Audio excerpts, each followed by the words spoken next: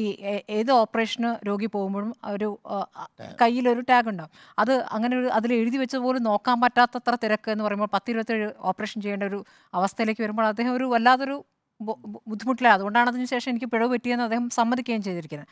അപ്പോൾ ഈ സസ്പെൻഷൻ അപ്പുറത്തേക്കുള്ള വലിയ നടപടിയിലേക്ക് പോകുന്ന ഒരു ചോദ്യം അവിടെ നിൽക്കുന്നു. ഡോക്ടർമാർ പറയുന്ന ഒരു പ്രധാനപ്പെട്ട കാര്യമുണ്ട്. ഇപ്പോൾ ഈ കോഴിക്കോട് മെഡിക്കൽ കോളേജ് 4 മെഡിക്കൽ കോളേജിൽ പ്രവർത്തിക്കേണ്ട രീതിയിലാണ് ഒരു മെഡിക്കൽ കോളേജ് പ്രവർത്തിക്കുന്നത്. അപ്പോൾ എന്തൊരു ഗതികെട്ട അവസ്ഥയാണ്. അപ്പോൾ ഇവിടെയൊക്കെ ഒഴിവുകളുണ്ട്. ആ ഒഴിവുകൾ എന്താണ് നികത്താത്തത്? അതൊരു പ്രധാനപ്പെട്ട പ്രശ്നമല്ല. ഇപ്പോൾ സർക്കാർ ആരോഗ്യവകുപ്പ് അടിയന്തരമായി ശ്രദ്ധിക്കേണ്ട കാര്യങ്ങൾ ഇതൊക്കെയാണ്. ഡോക്ടർമാർ ഇങ്ങനെ പിഴവ് വരുത്തുന്ന അവരുടെ ബുദ്ധിമുട്ടുകൊണ്ടാണ്, നിവൃത്തിയില്ലാണ്ടാണ്, അവർക്ക് സമയമില്ലാഞ്ഞിട്ടാണ്. അതുകൊണ്ടാണ് ഈ ശസ്ത്രക്രിയ കഴിഞ്ഞിട്ട് അല്ലെ ശസ്ത്രക്രിയയ്ക്ക് മുമ്പ് രോഗിയോട് ഇങ്ങനെയാണ് ഇതിൻ്റെ കാര്യങ്ങൾ ചെയ്യാൻ പോകുന്നത് എന്നുള്ള കാര്യം വിശദീകരിക്കാനൊക്കെ പറ്റുന്നില്ല. രോഗിയും ഡോക്ടറും തമ്മിലൊരു സംസാരം നടക്കുന്നില്ല. അതാണ് ഇപ്പോൾ രണ്ടാമത്തെ കേസിൽ, ഇന്ന് നടന്നിരിക്കുന്ന കേസിൽ അതാണെന്ന് ഞാൻ മനസ്സിലാക്കുന്നത്.